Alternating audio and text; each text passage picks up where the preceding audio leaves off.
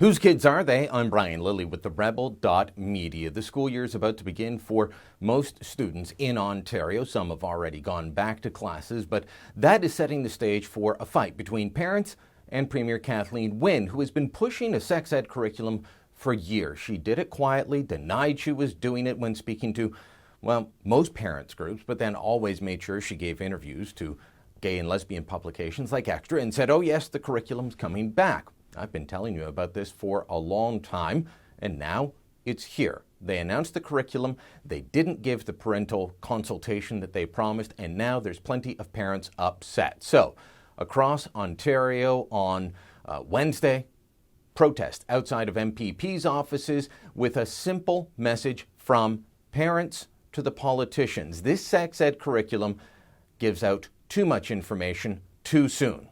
That all of these things naturally come. Yes, of course, as children get older, they are going to be exposed to different things. There's different things that are done out there. Not everything is healthy. There's a lot of things in this curriculum we have serious concerns that it doesn't mention. That is the main gist of the complaints I hear from most parents. This is information that, fine, eventually kids will learn about, but they're trying to push it down to the lower grades, lower and lower and lower, and parents are saying, hold on, I'm not comfortable with my kids learning about subject A or B or C at any given age. But we've seen the pushback from liberal politicians and liberal educrats from the beginning. They've tried to make this about being homophobic.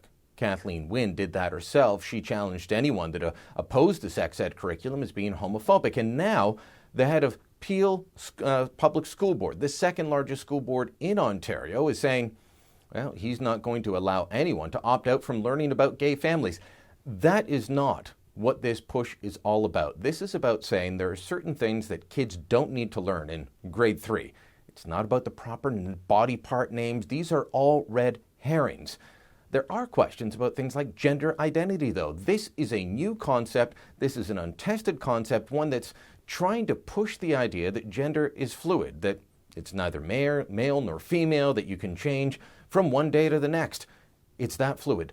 This is a concept that I'm not sure kids in grade 3 are ready for. In fact, I will tell you, kids in grade 3 are not ready for it. I've had 4 kids go through that grade not that long ago.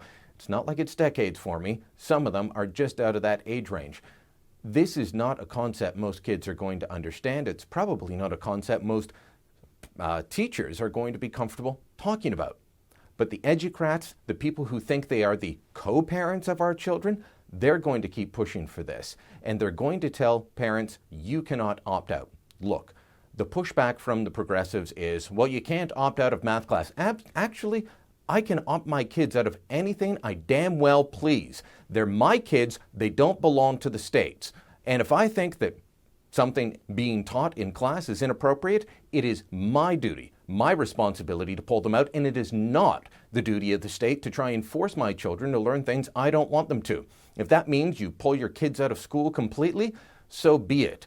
But the state, the province, the educrats need to be reminded that they do not own the kids, that they are not the co-parents. This concept is a dangerous one.